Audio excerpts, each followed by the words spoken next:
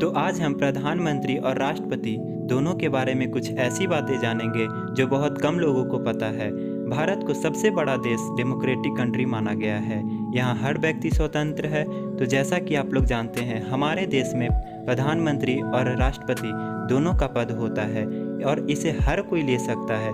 अब मेरा हर किसी से यह मतलब नहीं कि इसे कोई भी ऐसे बोल कर ले ले। हर पद की अपनी एक नियम होती है। तो चलिए दोस्तों, आज का वीडियो स्टार्ट करते हैं। सबसे पहले राष्ट्रपति का पावर, योग्यता, वोटिंग सिस्टम के बारे में जानते हैं। भारत में राष्ट्रपति को राष्ट्र का प्रमुख माना गया है।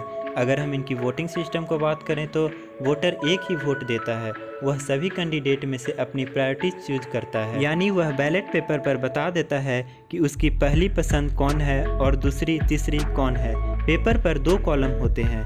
पहले कॉलम में कैंडिडेट का नाम लिखा होता है और प्रेफरेंस ऑर्डर लिखा होता है। वही अगर हम प्रधानमंत्री की वोटिंग सिस्टम की बात करें तो राष्ट्रपति से एकदम अलग है। सिटीजन द्वारा चुना गया कोई एक पर्सन ही प्रधानमंत्री के पद पर बैठता है। अगर राष्ट्रपति की बात करें तो राष्ट्रपति देश की Indian navy, Indian army, Indian air force के सर्वोच्च सेनापति होते हैं।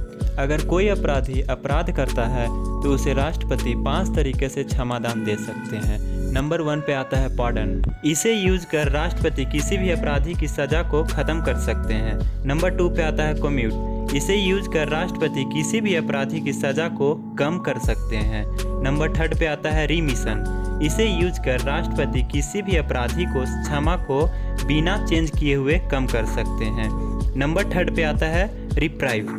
इसे यूज कर राष्ट्रपति किसी भी अपराधी के क्षमा को थोड़े देर के लिए रोक सकते हैं ताकि अपराधी को अपील करने का टाइम मिले। नंबर 5 पे आता है रिस्पाइट। इसे यूज कर राष्ट्रपति किसी भी अपराधी की सजा को थोड़े देर के लिए रोक सकते हैं, जैसे कि अपराधी का शारीरिक रूप से ठीक न होना या फिर महिला का गर्भवती होना। अगर राष्ट्रपति की बात करें तो देश में इमरजेंसी की घोषणा राष्ट्रपति के अनुमति से ही होता है। इसमें 3 तरह के इमरजेंसी शामिल होते हैं: नेशनल, स्टेट और फाइनेंशियल इमरजेंसी। ये बातें राष्ट्रपति के बारे में थे।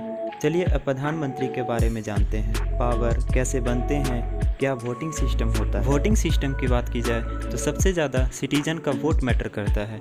जिस व्यक्ति को सबसे ज़्यादा वोट मिलता है वही प्रधानमंत्री के पद पर बैठता है। प्रधानमंत्री शब्द का प्रयोग 18वीं सेंचुरी इसके वर्तमान काल के लिए किया गया था।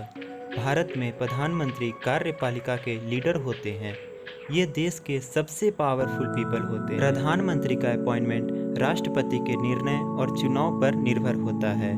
संविधान के अनुसार प्रधानमंत्री को संसद का सदस्य होना चाहिए। उसकी उम्र कम से कम 25 वर्ष होना चाहिए। प्रधानमंत्री चाहे तो किसी भी मिनिस्टर को हटाने के लिए राष्ट्रपति से अपील कर सकते हैं। अब तक हमारे देश में 15 प्राइम मिनिस्टर रह चुके हैं। प्राइम मिनिस्टर जब भी चलते हैं तो उनके साथ एक एसपीजी ग्रुप चलता है। एसपीजी ग्रुप का मतलब है स्पेशल प्रोटेक्शन ग्रुप, जो ये प्राइम मिनिस्टर की सुरक्षा के लिए किसी भी हद तक जा सकते हैं।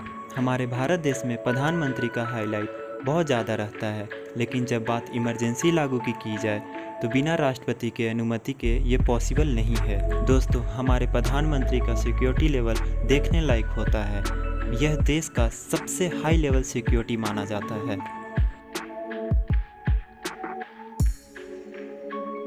इन शॉर्ट अगर बात की जाए तो हमारे देश के लिए प्रधानमंत्री और राष्ट्रपति पद दोनों ही बेहद महत्वपूर्ण हो जाती है। तो ये कुछ खास बात थी हमारे प्रधानमंत्री और राष्ट्रपति के बारे में। मिलते हैं आपसे नए वीडियो में किसी नए टॉपिक के साथ। तब तक के लिए जय हिंद।